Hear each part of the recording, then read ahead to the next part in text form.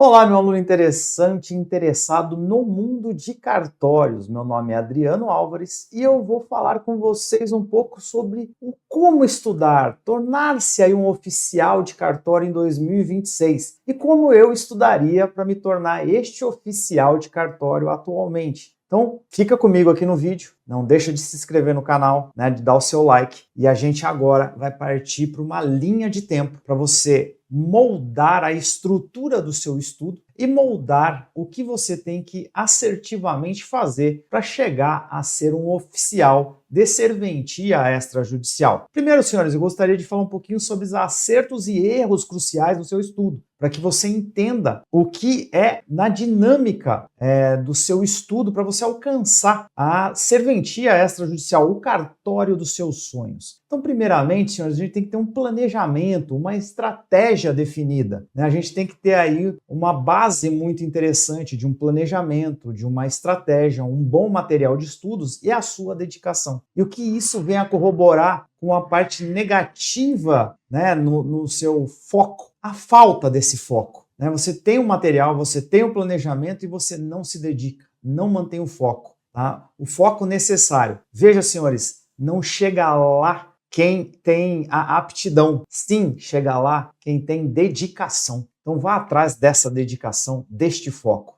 O seu estudo deve ser um estudo em ciclos de matérias, uma alternância para que a sua capacidade cognitiva e a sua capacidade de retenção do material seja interpretado pelo seu cérebro de acordo com a sua dinâmica, ou seja, que você tenha uma melhor fixação de todos os temas. Mas lembre-se, você não pode ter o excesso de carga horária. Esse excesso de carga horária, ou seja, ir com muita sede ao pote, pode te trazer e te causar um burnout, né, como eles chamam atualmente. Então, não passe do limite, não passe do cansaço, da desmotivação. Você tem que ir gradativamente. É igual um treino de academia, é igual uma corrida de maratona. Só chega ao final da maratona quem se dedica nos treinos ao longo dos passos que tem que ser efetivados. Você tem que ter uma consistência diária, estudar todos os dias. Pouco importa se é sábado, domingo, feriado.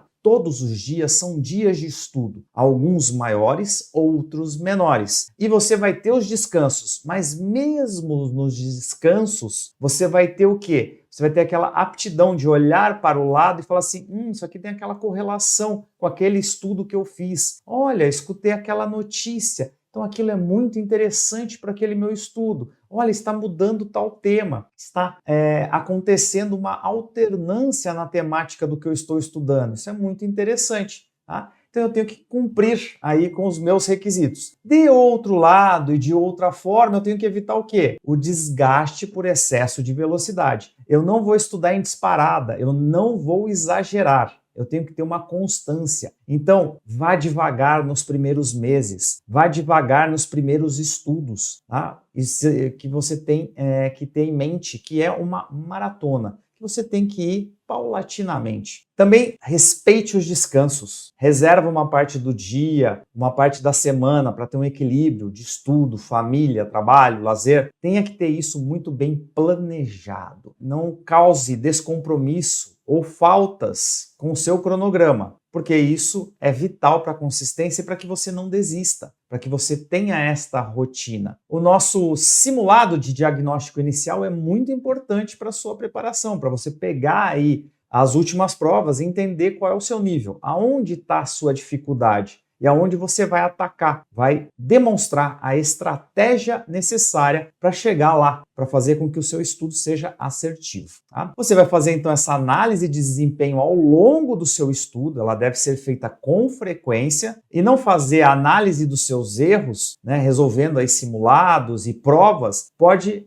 ocasionar equívocos no seu estudo e no direcionamento, porque você pode estar muito bem numa matéria e não tão bem em outra. Outra questão, senhores, é priorizar a leitura do PDF. A leitura aí do nosso livro digital interativo aí para você que é nosso aluno aqui do Estratégia Carreira Jurídica, para que você tenha esse estudo ativo na leitura do livro digital, pontuar e sanar suas dúvidas apenas nas videoaulas quando necessário. Se você ficar em excesso de videoaula, você vai ter uma detração, né, dessa sua leitura e dessa sua fixação. Você deve fazer um conjunto de narrativas para que você não cometa esse erro, para que você tenha todo o material, toda a diagramação do material e também esse estudo de forma cadenciada. A revisão sistemática é importante. Lembre-se, música ruim a gente fixa. Por que a gente fixa? Porque ela toca muito. Então, quando ela toca muito e você está em todos os ambientes escutando aquela mesma música, isso fixa, isso leva para a sua vida. Pode ter certeza. Lembra aí na sua casa que você tem o quê? Tem aquelas músicas preferidas, aquelas que são da sua rotina, que são do seu apreço, mas também você tem aquelas músicas chiclete que grudam na sua cabeça e não saem nunca mais. E você vai lembrar sempre delas. Por isso, o ciclo de rotina tem que ser sistemático. A resolução de questões tem que ser constantes. Bateria de questões para que você tenha. E esse estudo cadenciado, né, intenso e tudo mais, para que você tenha esse processo e você não vá esgotando aí a sua energia ao longo dos meses. Focar em normativas locais cedo demais pode ocasionar a desilusão, o desinteresse, o gasto excessivo.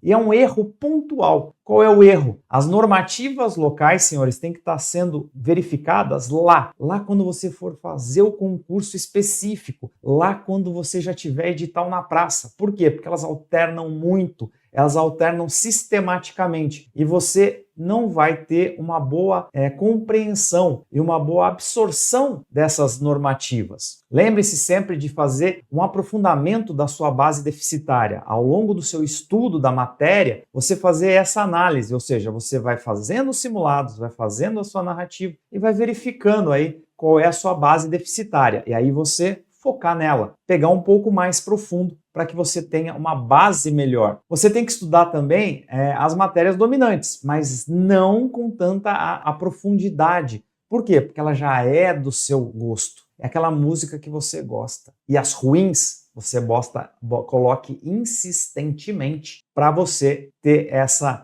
absorção. E não seja, senhores, desonestos consigo mesmos. Não vejam como algo bom você está roubando no seu treino. Você tem que ter um cumprimento das horas líquidas. Você se comprometeu com aquilo, então cumpra as suas promessas, né? Aproveitando aí para fazer então essa análise no todo. Dentro das características marcantes da atividade, eu vou falar um pouco aí para os senhores, né, dos itens que a gente tem de pós e contra da nossa atividade como oficial de serventia extrajudicial, o famoso cartório. Mas eu queria mostrar para os senhores aqui o que você deve fazer. Um plano de estudos. Nós temos este material aí que vai ser disponibilizado para os senhores, mas dá uma olhadinha, você tem um plano de estudos para ser replicado ao longo de toda a sua trajetória. E o que eu tenho para falar um pouquinho aí para vocês é o seguinte, a gente tem características marcantes da atividade. A primeira delas é que todo mundo fala da alta remuneração potencial da serventia extrajudicial. Isso é verdade. Só que a gente tem que analisar outros aspectos. Aspectos como, por exemplo, né, o que a gente tem de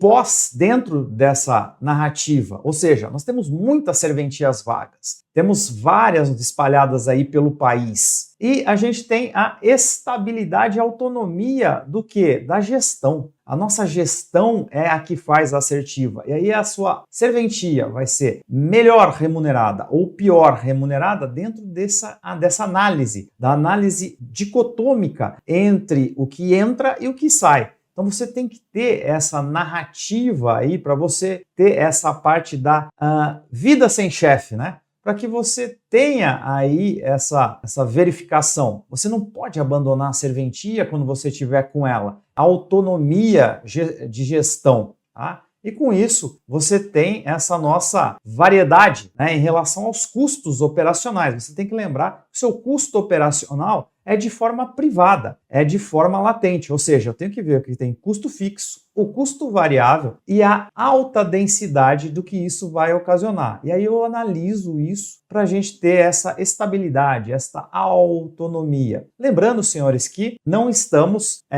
fixados ao teto remuneratório do serviço público, né? O céu, tecnicamente, é o limite. E as nossas inteligências e tudo mais, vão demonstrar para os senhores que nós temos uma alta responsabilidade por conta disso também. Nós temos uma alta responsabilidade civil e criminal e uma fiscalização intensa dos órgãos de controle para que a gente possa ter essa nossa renda aí que vocês tanto gostam de falar, né, que a gente tem uma renda razoável e tudo mais. Lembrando que atualmente, senhores, nós temos aqui dentro da atividade uma atividade dinâmica, né, de desenvolvimento contínuo aí com as centrais e a alta informatização de toda a serventia extrajudicial. Isso é muito bom porque você reduz alguns custos e aumenta outros de outro lado. E a gente tem essa concentração, né? essa variante em relação ao que a gente tem de noção. Fica aqui também essa nossa motivação para os senhores. Por quê? Porque muitos dos senhores ficam, será que eu tenho idade? Será que não é só para gente nova? Será que não é para gente que já está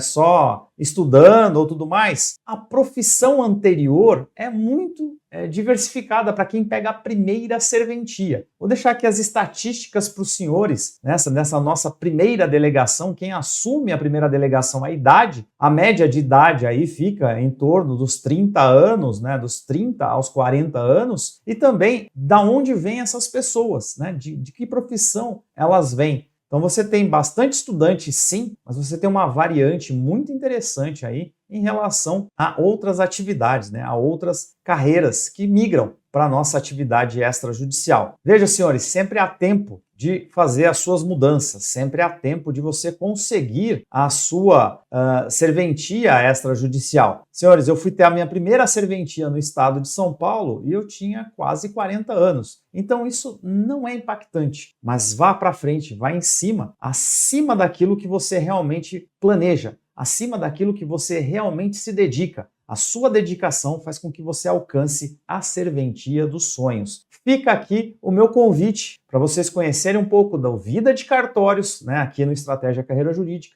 participar do nosso podcast de cartórios para você ver tudo aquilo que você precisa saber sobre remuneração, como chegar lá e tudo mais, e também sobre os nossos materiais. Um bom estudo para os senhores e aguardo os senhores para serem chamados de meus colegas. Até breve, até mais. Não deixe de seguir o Estratégia, não deixe de dar o seu like, faça parte aqui dos Coruja. Até breve!